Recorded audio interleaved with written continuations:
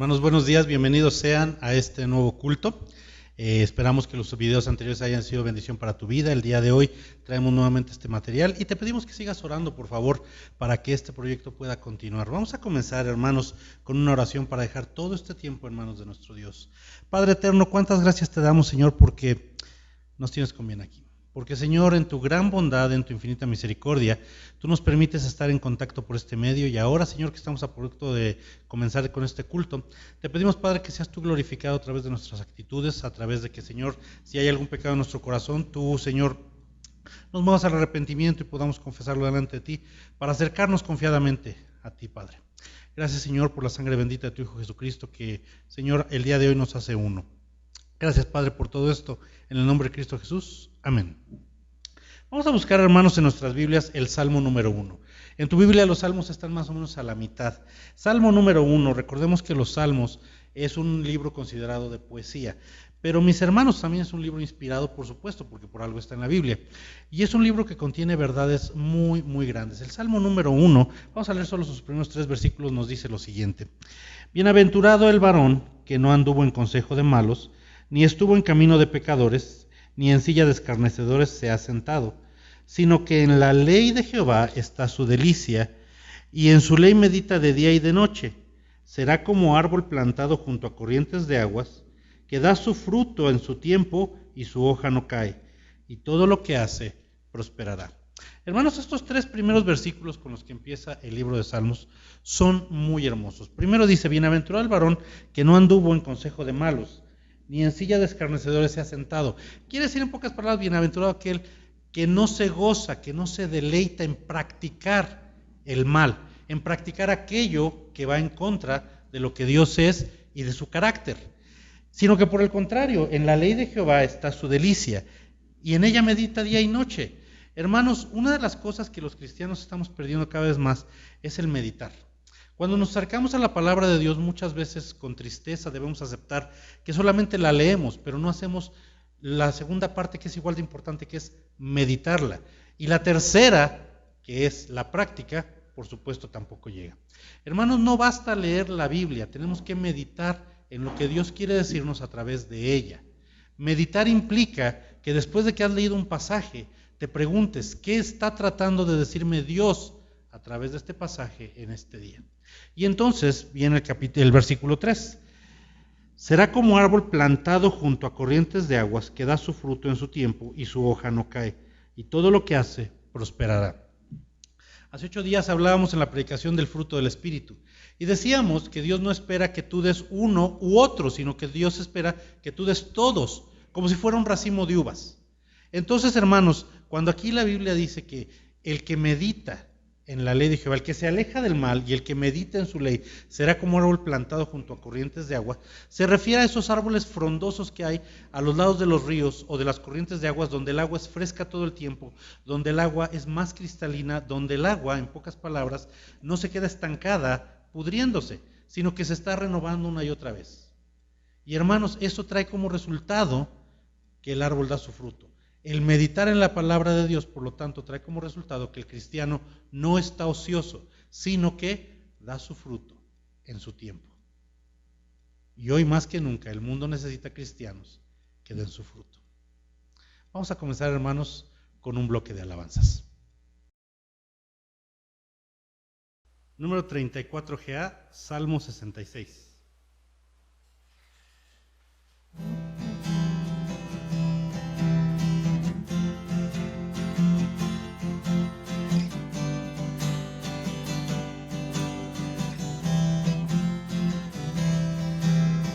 Aclamar a Dios con alegría, toda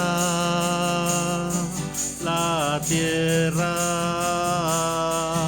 cantar la gloria de su nombre, poner gloria en su alabanza. Decida Dios, cuán asombrosas son tus obras, por la grandeza de tu poder.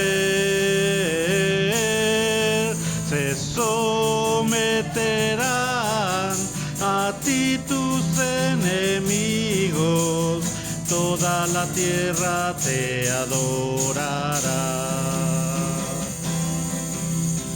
Bendecid, pueblos, a nuestro Dios, y haced oír la voz de su alabanza. Él es quien preservó la vida a nuestra alma. Decida Dios, cuán asombrosas son tus obras, por la grandeza de tu poder. Se someterán a ti tus enemigos, toda la tierra te adorará. Decida Dios, cuán asombrosas son tus obras, por la grandeza de tu poder. Se someterán a ti tus enemigos, toda la tierra te adorará. Toda la tierra te adorará. Número 25GA, cadena tu fidelidad y tu amor por mí. Tu fidelidad es grande, tu fidelidad incomparable, nadie como tú, bendito Dios. Grande es tu fidelidad, tu fidelidad es grande, tu fidelidad incomparable, nadie como tú, bendito Dios. Grande es tu fidelidad, tu amor por mí es más dulce que la miel, y tu misericordia es nueva cada día. Tu amor por mí es más dulce que la miel, y tu misericordia es nueva cada día.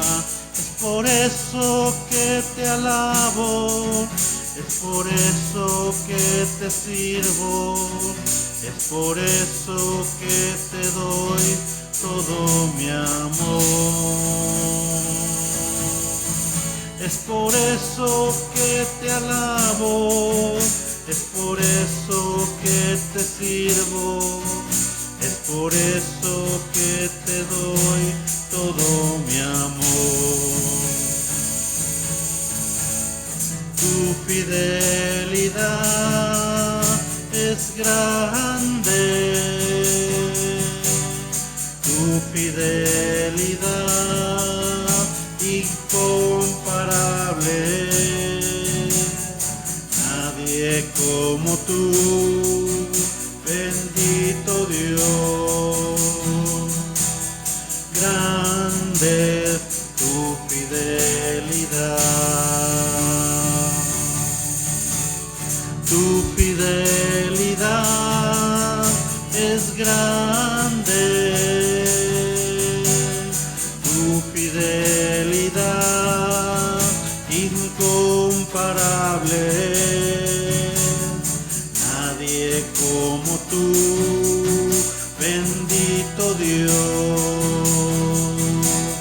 grande es tu fidelidad.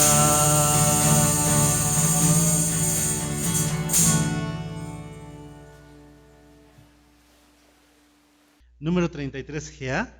Cadena me ha mostrado, torre fuerte, y humíllense en la presencia del Señor.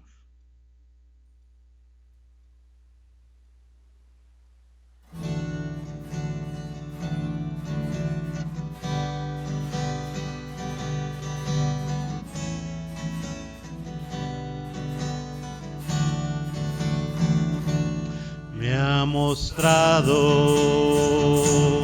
el Señor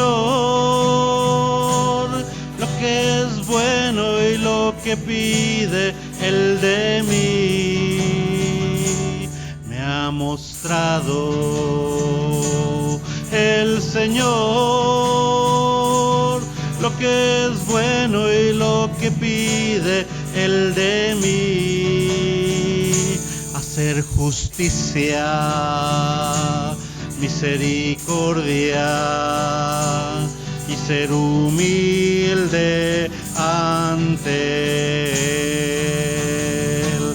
Hacer justicia, misericordia y ser humilde ante Él.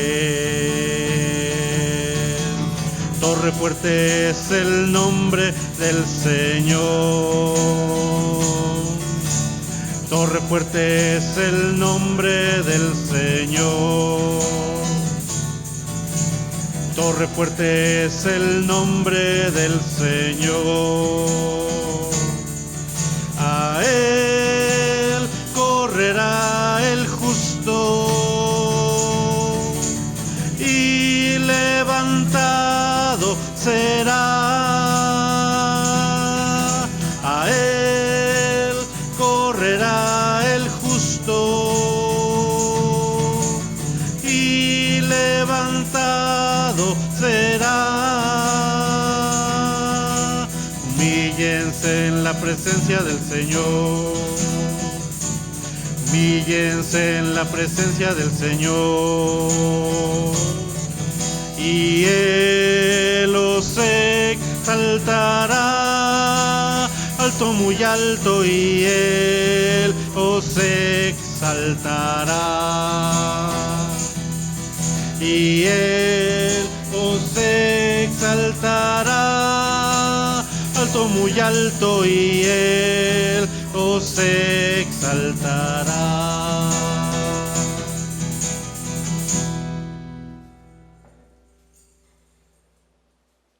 Número 61, GA, Salmo 61.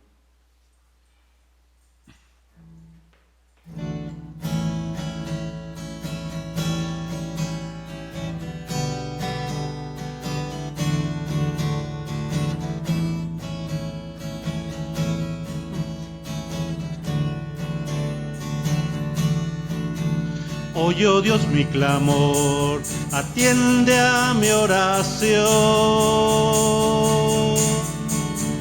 Desde el cabo de la tierra clamaré a ti. Cuando mi corazón desmaye, llévame a la roca que es más alta que yo. Que es más alta que yo. Cuando mi corazón desmaye, llévame a la roca que es más alta que yo. Que es más alta que yo. Porque tú has sido refugio para mí y torre fuerte delante de mis enemigos. Cuando mi corazón desmaye, llévame a la roca que es más alta que yo. Que es más alta que yo. cuando mi corazón desmaye. Llévame a la roca que es más alta que yo,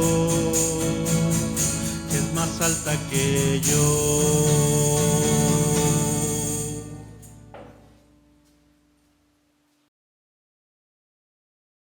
Hermanos, buenos días. Nuevamente vamos a comenzar este tiempo con una oración para acercarnos con humildad, para acercarnos con un corazón dispuesto a la palabra de Dios. Padre nuestro que estás en los cielos, te agradecemos, Señor, porque tú nos permites el gran privilegio de tener tu palabra, Señor, porque tu palabra es nuestra guía, porque tu palabra, Señor, es nuestro manual de vida, porque en ella encontramos tu voluntad que es buena, agradable y perfecta. En ella, Padre, encontramos lo que te es agradable a ti. En ella, Padre, aprendemos aquellas cosas, Señor, que tú dejaste para el ser humano. Te pedimos, por lo tanto, Señor, que en este momento, si existe algún pecado en nuestras vidas, algún rencor en nuestros corazones, alguna raíz de amargura, Señor, por favor, quítala.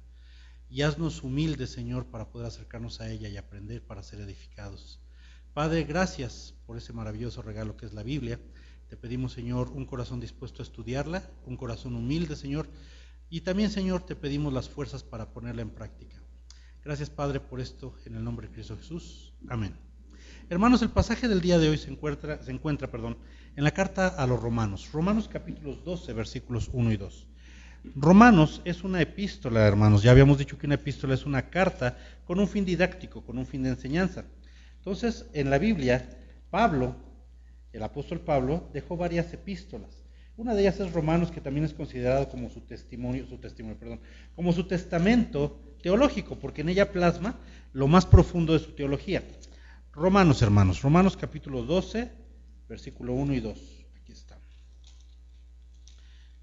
Y me voy a permitir leérselos, dice de la siguiente manera: Así que, hermanos, os ruego por las misericordias de Dios, que presentéis vuestros cuerpos en sacrificio vivo, santo, agradable a Dios, que es vuestro culto racional.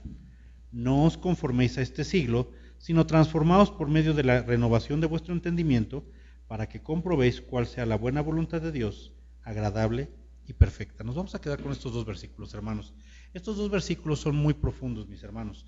Cuando empezamos a leer el primer versículo, el versículo 1, dice de la siguiente manera: Así que, hermanos, os ruego por las misericordias de Dios. Os ruego por las misericordias de Dios.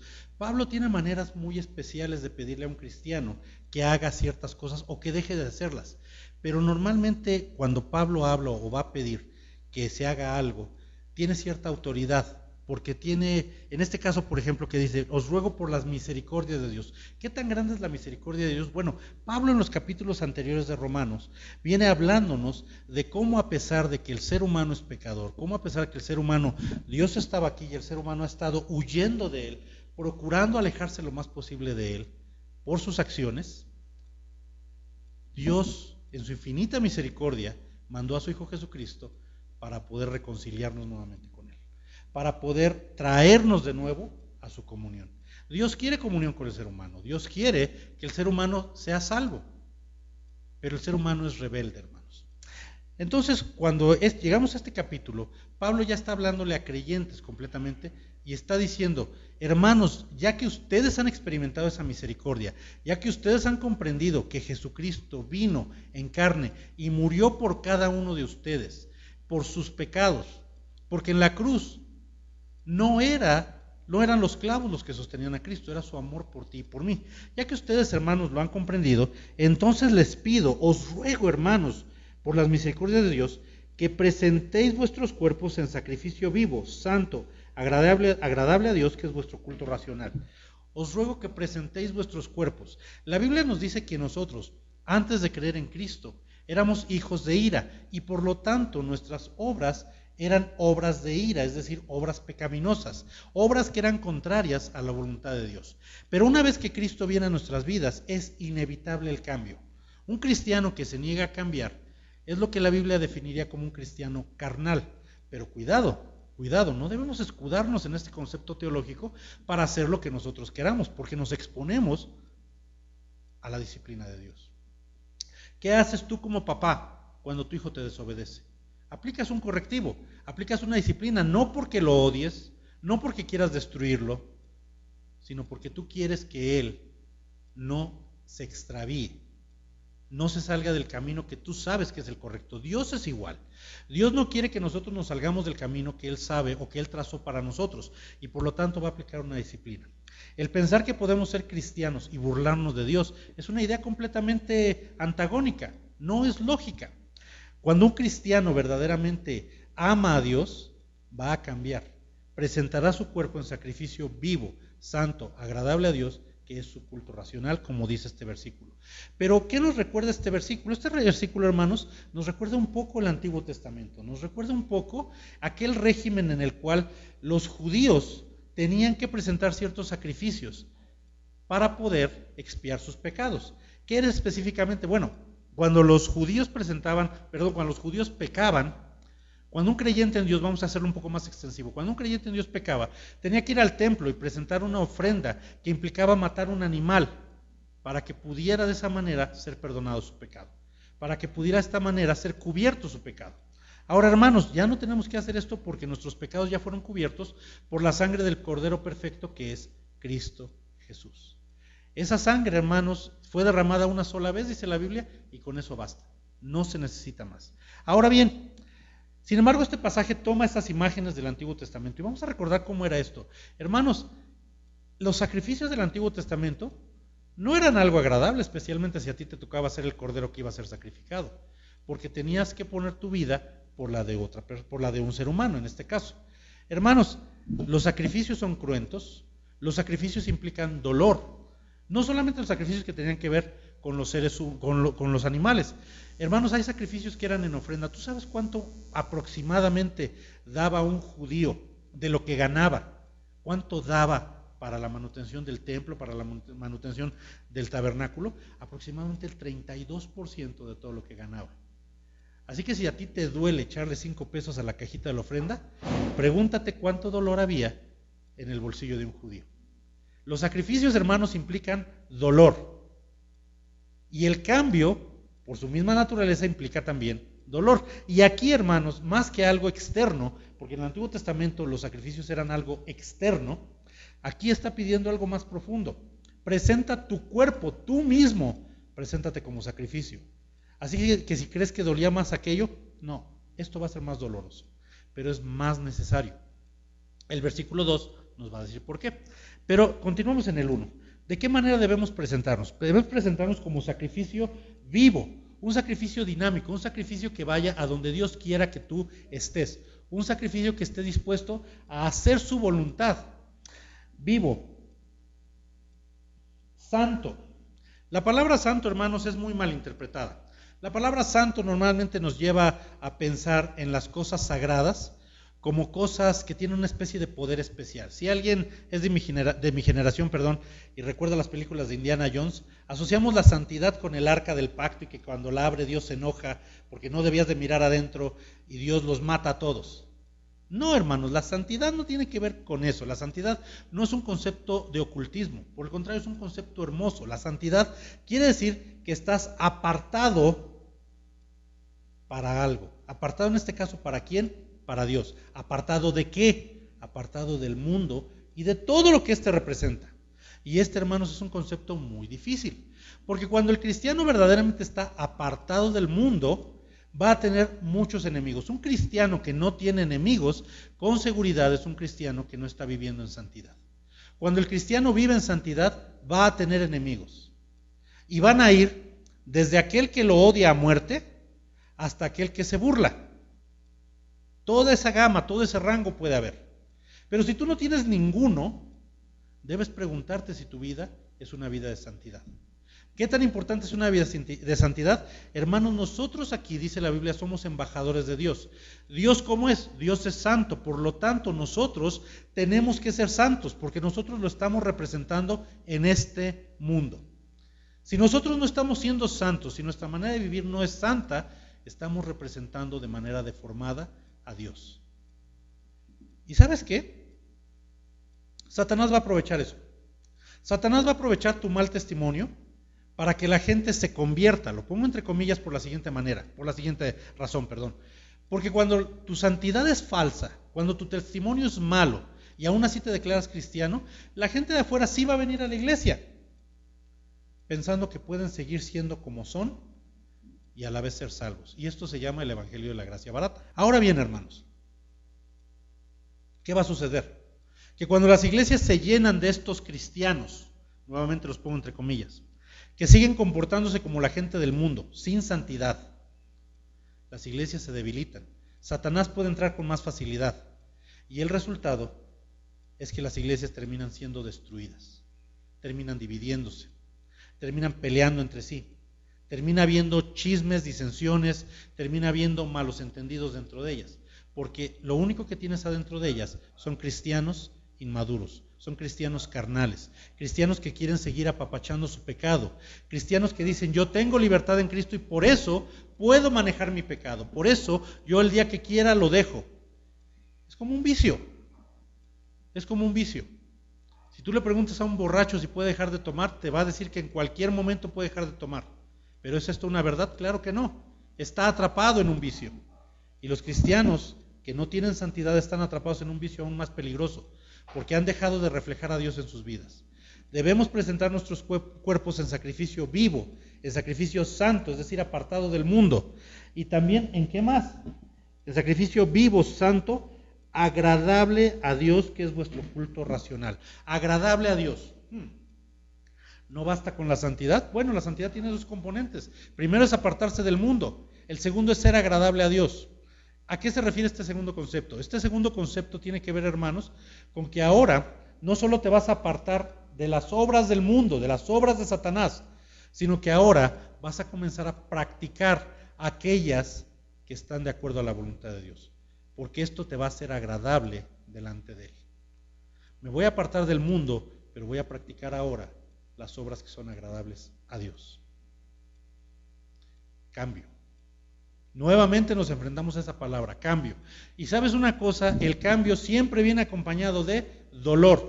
Por eso Pablo utiliza esta imagen de los sacrificios, porque él está diciendo, hermanos, esto va a doler, esto va a ser difícil, esto va a tomar tiempo. No es algo que ocurra de la noche a la mañana, pero tiene que ocurrir para que tú te conviertas en ese sacrificio vivo, santo y agradable a Dios. Siempre va a haber dolor. Es necesario, pero es bueno, porque eso nos va a permitir, vamos a ver más adelante en el versículo 2, descubrir cuál es su voluntad. Pero quedémonos ahorita con esta frase, vivo, santo, agradable a Dios, que es vuestro culto racional. ¿Sabes cuál es el problema de casi todas las religiones? Que casi todas las religiones se basan en mitos, se basan en creencias, se basan en cosas que no son ciertas. Pero aquí Pablo está diciendo que Dios es nuestro culto racional. Y es un poco difícil de entender, porque hay cosas de Dios que sinceramente no me hacen lógica. Pero ¿sabes qué? No me hacen lógica porque los caminos de Dios son más altos que los míos. No porque sean ilógicas, sino porque yo como humano no puedo comprenderlas. Solo puedes estudiar aquello por lo que puedes estar por encima de. Puedes estudiar un microbio porque lo puedes poner debajo de un microscopio y observarlo. Puedes aprender de las estrellas porque puedes observarlas a través de un telescopio. Porque tu razonamiento te pone por encima de estos objetos o de estos seres. Pero no puedes estudiar a Dios a profundidad, no puedes bajarlo de su trono y ponerlo bajo un microscopio. No puedes tomar un telescopio y observar hasta el tercer cielo y ver lo que Él hace. Por lo tanto, lo único que podemos conocer de Dios es aquello que Él decide revelarnos. Pero ¿sabes qué? A mí me basta eso. A mí me basta. Yo tengo muchas preguntas y una de las cosas que yo más anhelo es llegar a su presencia y poder decirle, Señor, quiero preguntarte esto y aquello. Porque son cosas que aquí no puedo contestarme porque estoy limitado por mi lógica, por mi pensamiento. Mi cerebro no tiene la capacidad de expresar correctamente todo lo que Dios es. Y gloria a Dios por ello, porque si Dios nos hubiera dado esa supercapacidad de comprenderlo totalmente a cabalidad, le tendríamos terror, porque sabríamos que tanto lo hemos ofendido. En gran parte es muy bueno que nuestro cerebro no pueda entenderlo, porque de esa manera lo único que podemos hacer es acercarnos en completa humildad y decir, Señor, te he ofendido, por favor, perdóname. Podemos acercarnos confiadamente a Él de esa manera. Hermanos, Nuestro culto racional quiere decir entonces que Dios, aunque tú no lo creas, tiene lógica. Aunque para los científicos no la tenga, para nosotros sí la tiene. ¿Por qué murió Jesucristo por nosotros? Por el gran amor de Dios. ¿Podemos comprenderlo? No. Pero aún así, aunque en mi lógica humana no sea comprensible, en la lógica divina lo era. ¿Y sabes qué tan comprensible era? Cuando Dios estaba creando el mundo, Él ya sabía que íbamos a pecar. Y aún así decidió crear este mundo, crear este universo y crearte a ti y a mí. Así de grande es el amor de Dios que, sabiendo que íbamos a fallar, no solamente creó todo lo que íbamos a necesitar, sino que también en ese instante dijo, ¿cómo vamos a hacerle para redimir al ser humano? Y desde ese momento, desde antes de la creación del mundo, ya estaba decidido que Jesucristo iba a venir e iba a padecer por nosotros. Una raza insignificante, pero curiosamente la más importante en todo el universo. ¿Y sabes por qué? Porque a menos que exista otra raza en el universo que tenga contacto con Dios, somos la única que puede acercarse a Él. Y eso nos hace los más importantes en el universo. ¿Ya comienza a ser lógico? Ni tantito, pero aún así, en la lógica divina, esto es racional. Y para mí es más que suficiente. Ahora bien, una vez que has presentado tu cuerpo en ese sacrificio vivo, santo y agradable, en ese dolor, como ya dijimos, viene el versículo 2. No os conforméis a este siglo. Ahora Pablo comienza a ser aplicativo. Sino transformaos por medio de la renovación de vuestro entendimiento, para que comprobéis cuál sea la buena voluntad de Dios, agradable y perfecta. Primero hay dos palabras interesantes que implican cambio. No os conforméis a este siglo. La palabra conformarse, hermanos, la voy a ilustrar con el agua. Cuando tú tienes 1 litro de agua en una jarra, ¿qué forma tiene el agua? Pues la forma que tiene la jarra. Si la jarra es redonda, el agua tiene forma redonda. Si la jarra es un cilindro, el agua tiene forma de cilindro. Eso es conformarse. El cristiano no debe conformarse, es decir, no se debe de adaptar a lo que el mundo, a lo que la gente allá afuera diga, a lo que las tradiciones del país donde viva diga. El cristiano no se puede adaptar, no se puede conformar, no puede camuflajearse con la gente de esa manera. No debe hacerlo, no debe conformarse, sino por el contrario, la segunda palabra es, sino transformaos por medio de la renovación de vuestro entendimiento. Y cuando vemos aquí en la Biblia la palabra transformarse, me viene a la mente otro ejemplo, el ejemplo de la mariposa. La mariposa, hermanos, es primero un gusano, literalmente. Se envuelve en un capullo y cuando termina su periodo que debe estar allá dentro del capullo, sale convertido en una mariposa. Algo completamente diferente, algo que no tiene nada que ver ni nos recuerda a su estado pasado.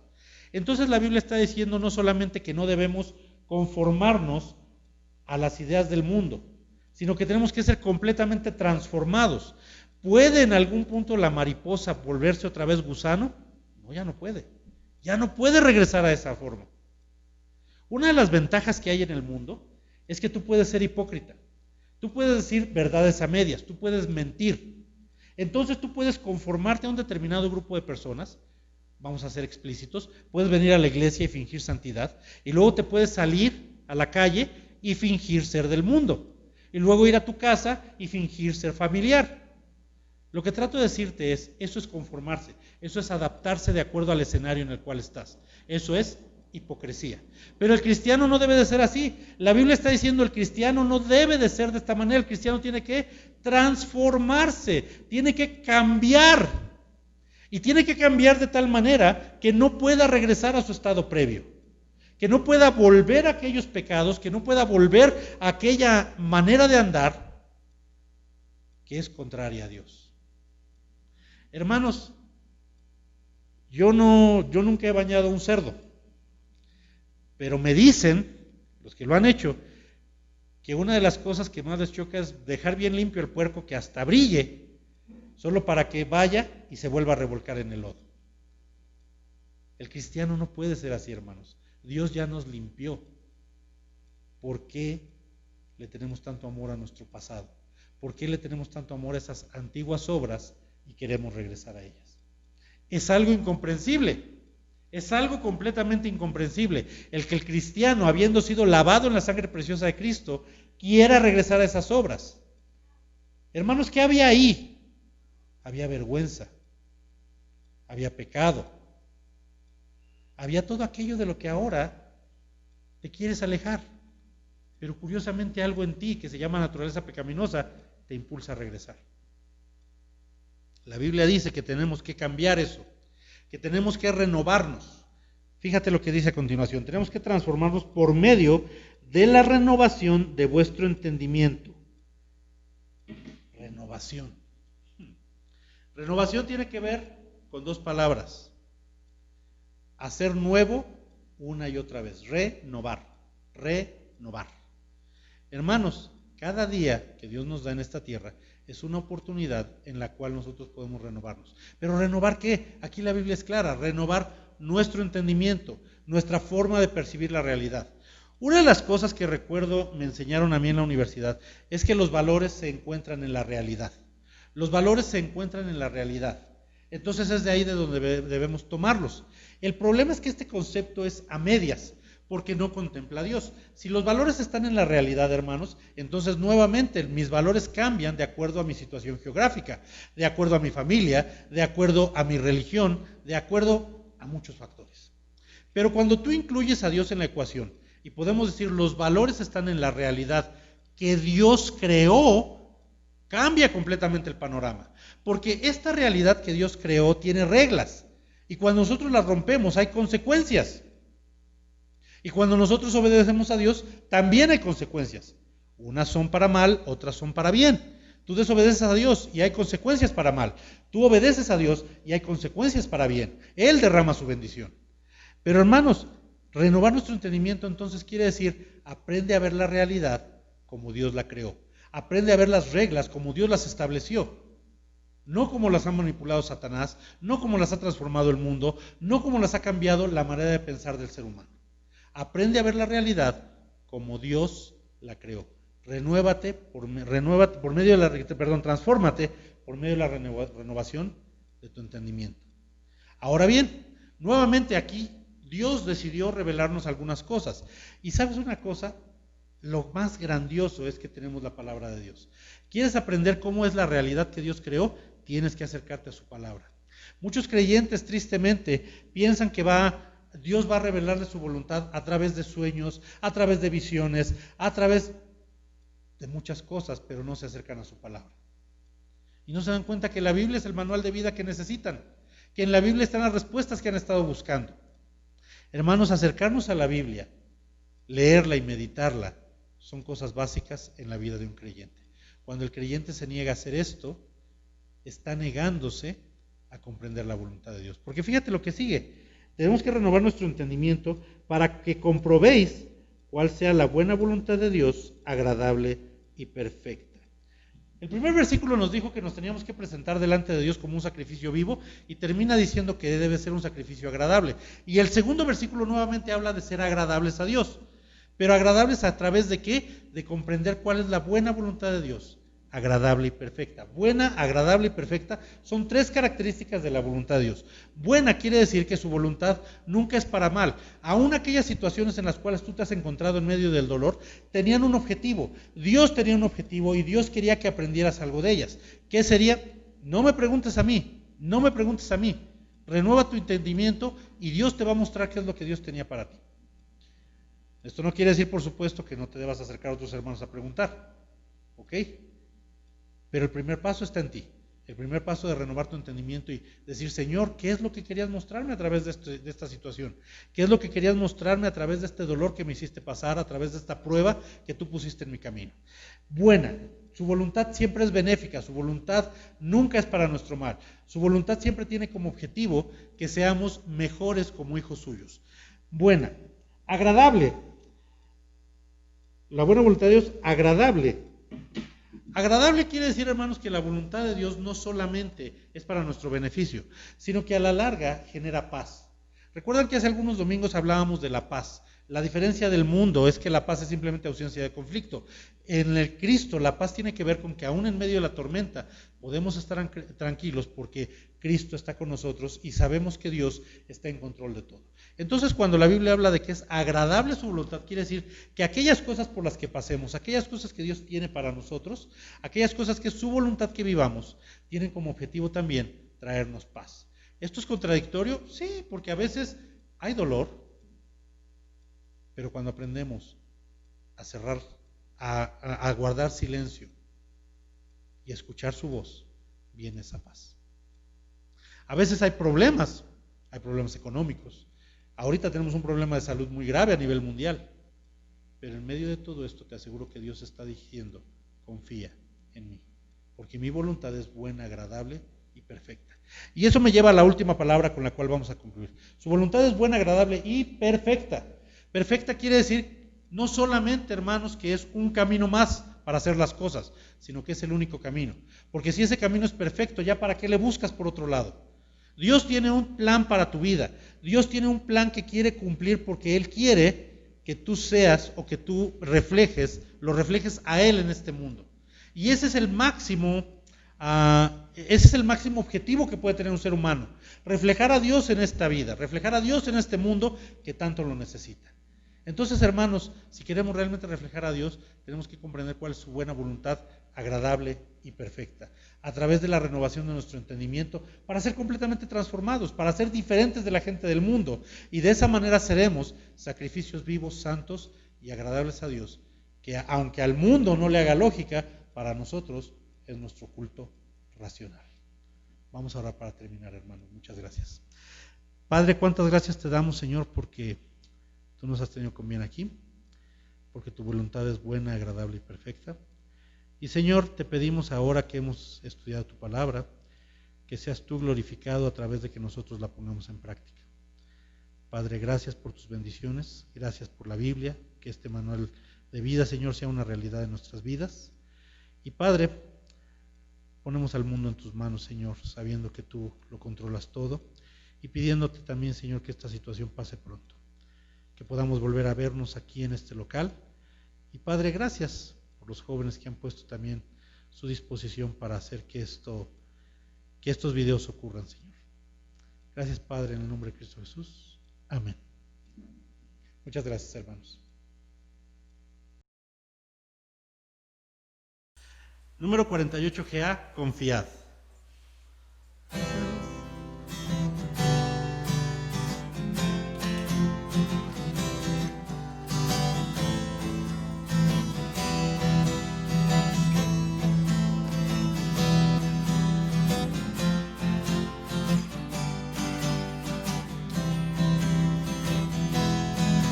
Confiad, yo estoy contigo, confiad. Yo estoy contigo, confiad. Yo estoy aquí, dice el Señor. Confiad, yo estoy contigo, confiad. Yo estoy contigo, confiad. Yo estoy aquí, dice el Señor. Te di mi salvación, por tu nombre te hablé.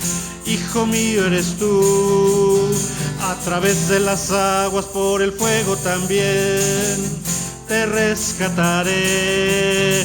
Yo no temeré, yo no temeré. Conmigo está el Señor. Confiad, yo estoy contigo, confiad. Yo estoy contigo, confiad. Yo estoy aquí, dice el Señor. Confiad, yo estoy contigo, confiad. Yo estoy contigo, confiad. Yo estoy aquí, dice el Señor. Te di mi salvación, por tu nombre te hablé. Hijo mío eres tú, a través de las aguas, por el fuego también te rescataré. Yo no temeré, yo no temeré. Conmigo está el Señor. Confiad. Número 42GA, la alegría.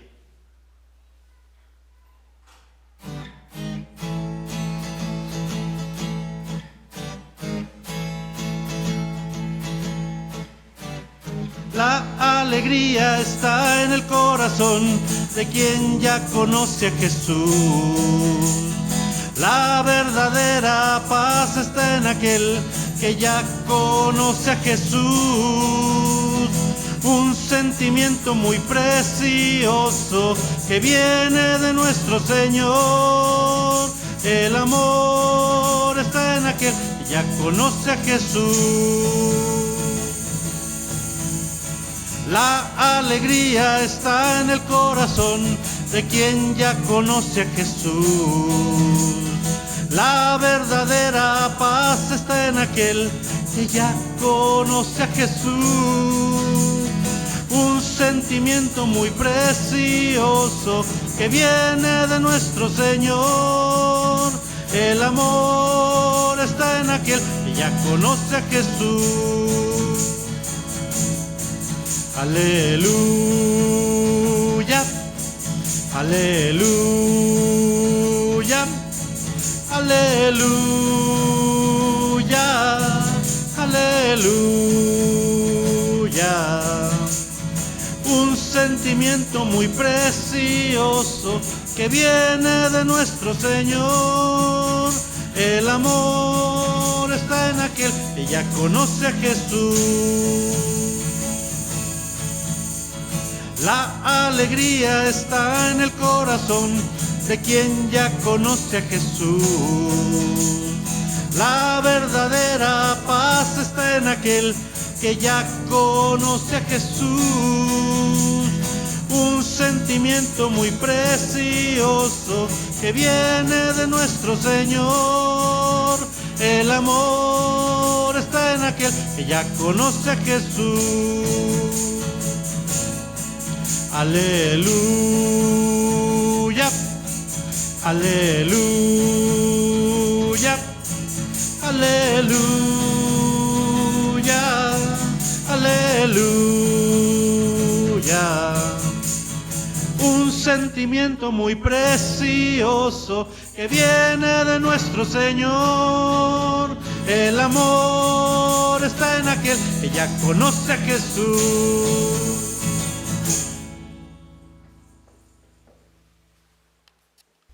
Hermanos, no nos resta más que agradecerles el haber visto este video. Les recordamos que cada 8 días estamos publicando en el canal de jóvenes a las 10 de la mañana.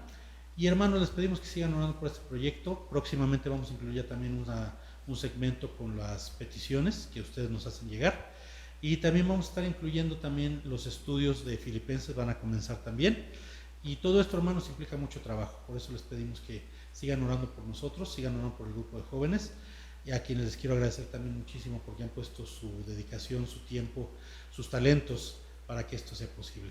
Vamos a terminar, hermanos, con una oración para ser despedidos en esta hermosa mañana.